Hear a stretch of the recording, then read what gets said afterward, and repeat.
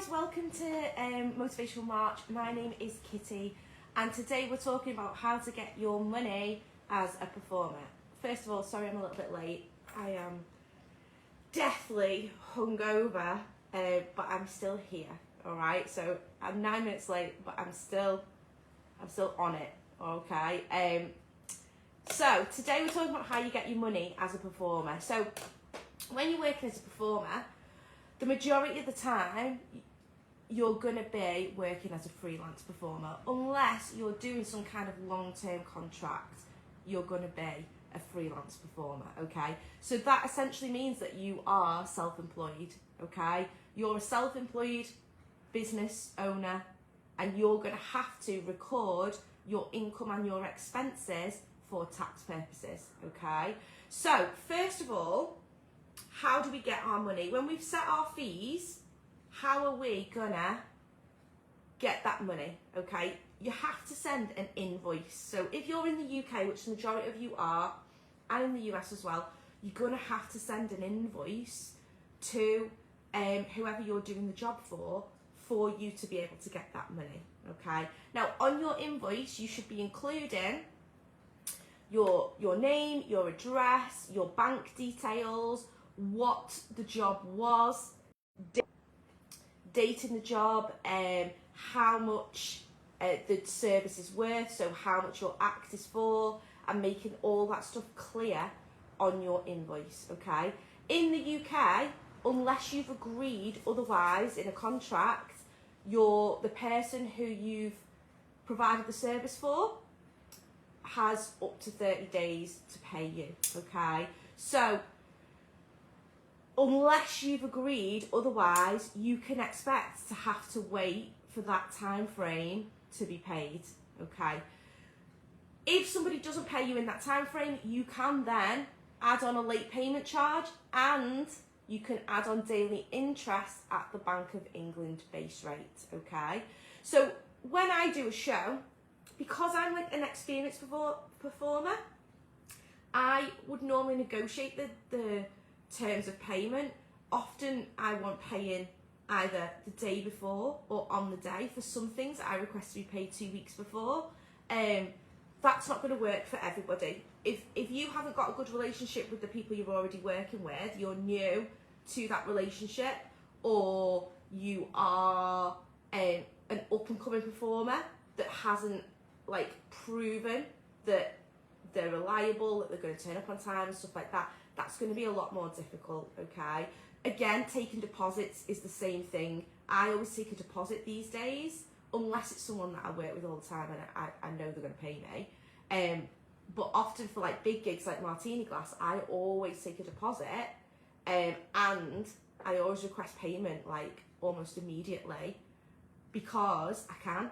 Whereas if you're just starting out, you don't have that luxury. Like when I first started out, I didn't have that luxury and I would have to wait the 30 days before I receive my payment. So I just want you to be aware that the terms are, unless you've agreed beforehand, you will expect to wait to be paid.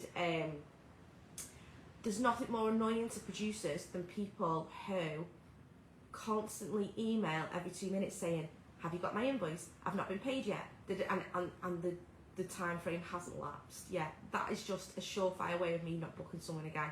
I don't want to have like people message me every day saying, I've not been paid yet, I've not been paid yet, I've not been paid yet, when the terms and conditions are that they will be paid within the X amount of days, okay? So please be aware of that.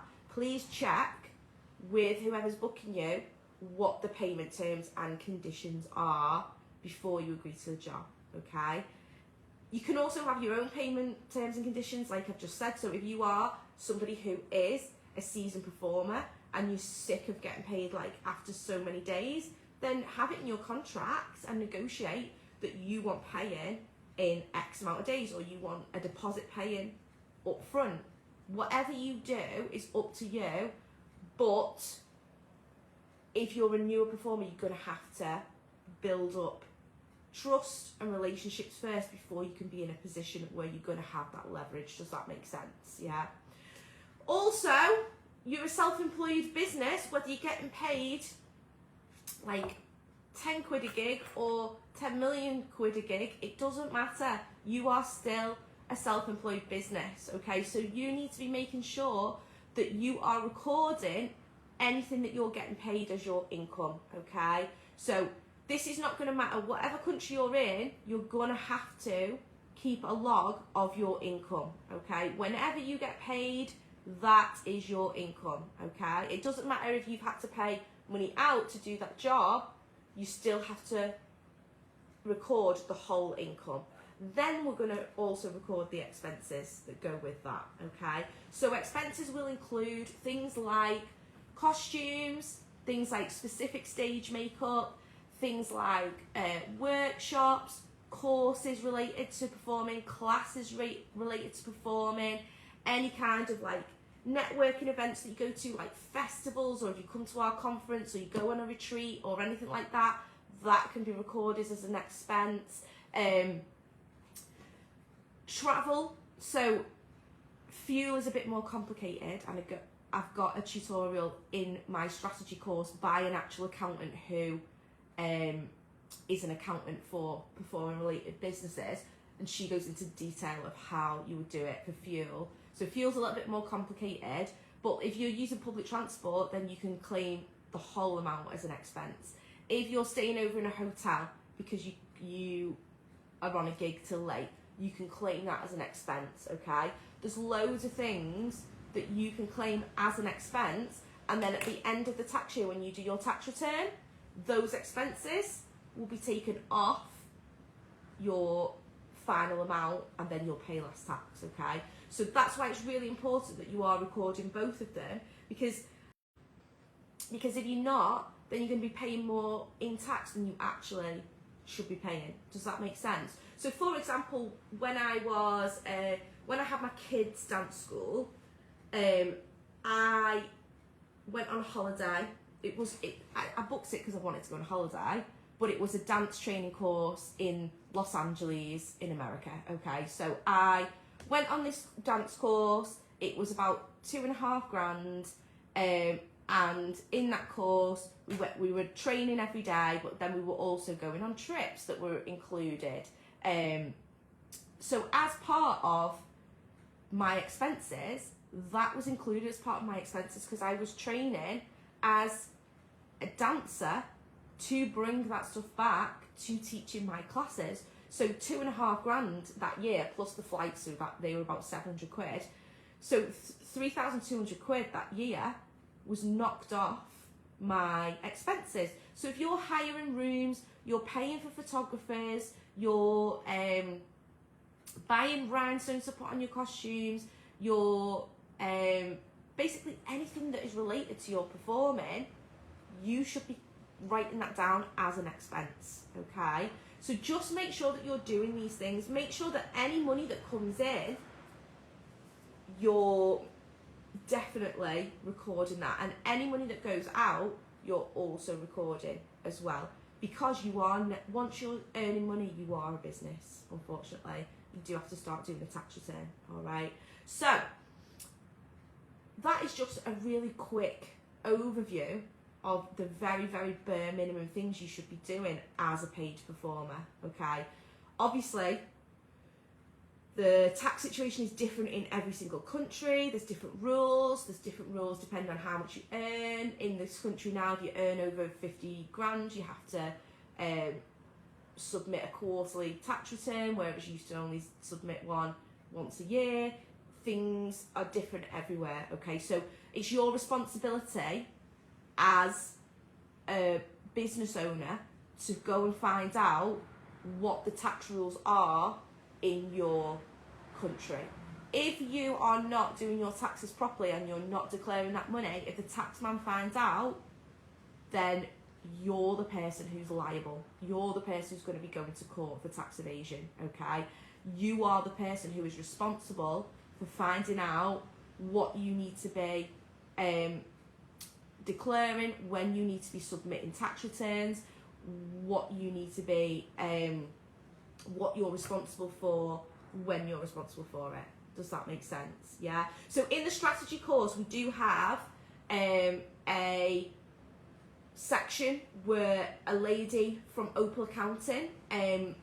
She looks after professional performers, dance-based businesses, arts-based businesses, and she goes through the kind of things that you should be claiming for, the kind of things that you should be doing as a self-employed freelance artist. So if you're interested in that because you're not quite sure what you should be doing, that is a really, really good tutorial. And obviously she is an accountant, she knows what she's talking about.